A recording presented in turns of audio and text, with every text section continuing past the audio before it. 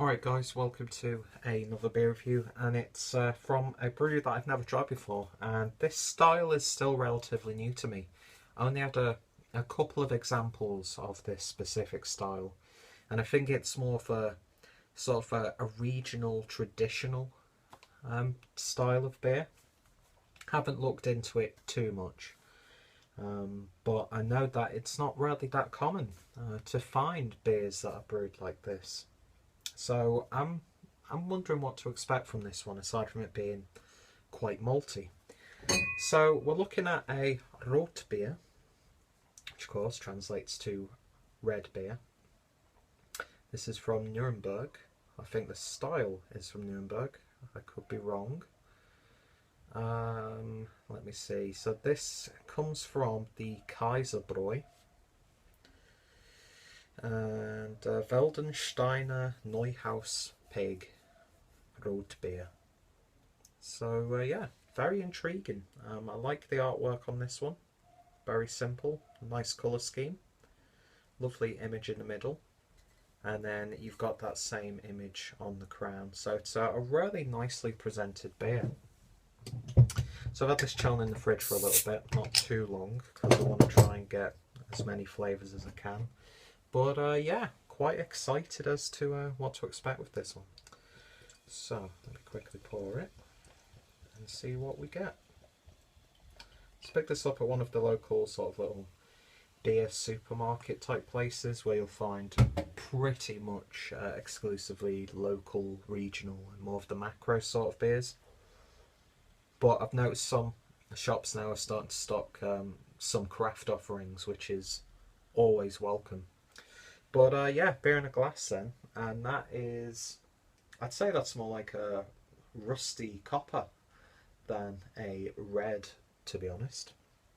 Lovely clarity, orange hues in there. Look at my warped face. Still not as ugly as that though. But yeah, it's what you kind of expect when you get a red beer. I don't know, maybe I was slightly expecting ruby ale sort of tinges, but yeah, definitely looks a bit different, doesn't it?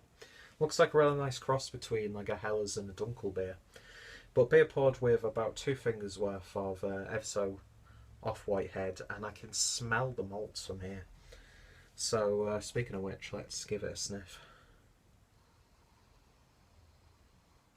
That's lovely, gentle, sweet, lightly spiced malt character. Getting a hint of cinnamon, vanilla, a little bit of ginger. There is an underlining earthiness there as well, which helps ground the beer so it doesn't become too sickly sweet on the nose. A very gentle milk chocolate sort of character is coming through as well. And then you get this nice roasty, nutty flavour coming through right on the back end, mixing with a nice gentle, peppery, lightly spiced hop tone. But yeah, that smells absolutely lovely. Let's give it a taste. Prost.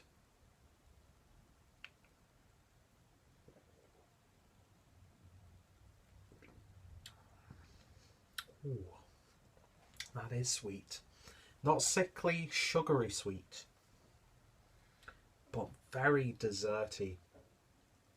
Very syrupy, a little bit of treacle. In fact, that's the flavour that I'm getting most, is like a lovely tin of treacle. Higher body or heavier body than you would expect, but not too heavy. Is this still part of like the lager family? I'm not too sure, but you'd sort of get that characteristic, and it is sort of like a come-between of a Dunkel and a Helles beer, but leaning more towards the Dunkel side of things with that nutty, sweet, caramelised sort of flavour. Almost like glazed cherries, that sort of thing. Very autumnal. What? Autumnal. In fact, this could, yeah, you could drink this in winter, and it's gonna Yeah, it's going to warm you up. Not literally, because the ABV, as you would expect, is masked really nicely. 5.4%. Yeah, that's a very intriguing beer, it has to be said.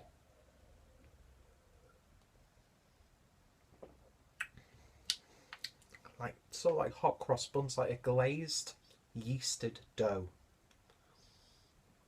That's the sort of characteristic I'm getting from this one. Maybe slight brioche characters.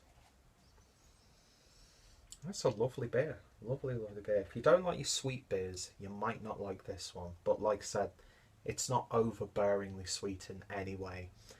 That sort of spicy, earthy hop note, and then that very light, earthy, malty tone as well, just again helps ground that beer.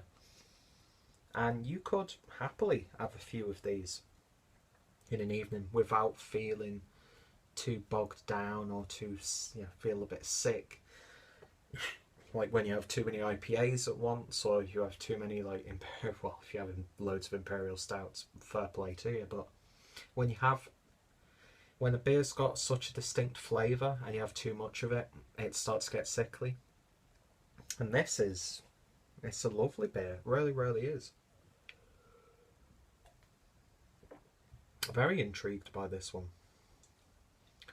And I think some of the craft breweries are doing sort of these road beers as well. I know Ratshern does one out of Hamburg. But yeah, it's like a Christmas market almost in a glass. It's more Christmassy than some of the winter Christmassy beers that get released here in Germany. But you can get it all year round. There's enough there for you to enjoy it in the sun, chilled down, but on those cold autumn winter nights, it's just got those flavours. It's like quite, it sounds pretentious, but it's quite homely in its flavour profile. Yeah, I really, really like that. In terms of a rating, I'm going to give that a very solid 8 out of 10.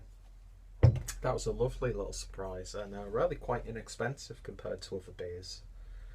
Not that you're really paying too much for most German traditionally brewed beers anyway, but yeah, not bad. I'd happily drink that again if I wanted something a bit more autumnal and comforting.